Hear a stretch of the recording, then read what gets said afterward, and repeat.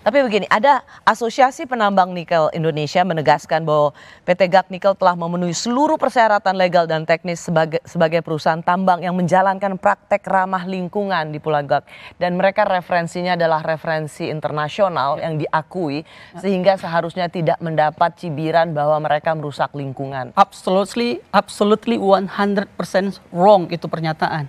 Karena apa? Karena pemerintah sendiri melalui Permen 53 tahun 2020 sudah bilang bahwa penambangan di pulau-pulau yang sangat kecil seperti GAC kurang dari 100 km persegi itu tidak boleh. Itu artinya melanggar peraturan. Kecuali APNI sama pemerintah mau ubah sekarang peraturannya. Kan kita terbiasa gitu ya Prof ya. Kalau undang-undangnya nggak sesuai ya ubah aja aturannya. Nah kalau itu mau dilakukan silakan. Tapi itu salah, 100% salah. MK lagi-lagi saya bilang MK sudah menyatakan ini kegiatan pertambangan adalah abnormally dangerous activity, aktivitas yang sangat berbahaya sekali. Kalau begitu Gus, kalau melihat dari apa yang dilihat oleh Greenpeace di Indonesia dan banyak pencinta atau aktivis lingkungan di Indonesia ini tentang apa yang mereka lihat di hadapan mata, bagaimana usaha eksplorasi atau pertambangan yang ada atau upaya untuk hilirisasi nikel misalnya yang selama ini digaungkan. Tidak pernah ada contoh yang baik. Jadi ketika mereka mengatakan soal lingkungan yang dirusak, itu bukan nakut-nakutin, itu bukan narasi yang jahat. Tapi itu untuk mengatakan bahwa apa yang dilakukan selama ini memang merusak. Ya enggak saya sebut itu narasi jahat ya Mas Iqbal kalau ujungnya adalah menolak sama sekali pertambangan. Kalau sekedar mengkritik bad mining saya setuju.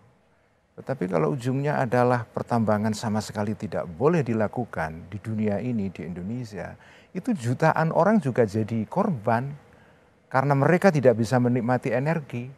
Saya mengatakan bahwa ini ada anugerah dari Allah untuk bangsa ini, untuk bangsa-bangsa yang lain, manfaatkanlah. Oke, kalau kita, dengan cara yang bertanggung jawab. Tapi kalau menolak sama sekali pemanfaatan sumber daya ini, bagi saya itu enggak lah ya. Gus, itu ini yang ada saya sebut sebagai apa namanya wokisme itu. Ya. Gus, ini ada anugerah di bawah tanah dan di atasnya ada pohon-pohon. Kalau mau diambil ini anugerah, maka pohon-pohon ini harus ditebang. Pohon ini juga anugerah sebenarnya. Tapi saat ini situasinya kita sudah tidak memungkinkan untuk menebang pohon ini. Kita kan berbicara hari ini. Kalau ratusan tahun yang lalu suhu bumi tidak sepanas ini, mungkin itu masih bisa dilakukan. Sehingga perlu di-shifting secara cepat gitu. Bahwa kita harus segera bergegas keluar dari industri ekstraktif ini. Lagi-lagi Gus, anugerah tadi yang Gus sampaikan soal industri ekstraktif ini.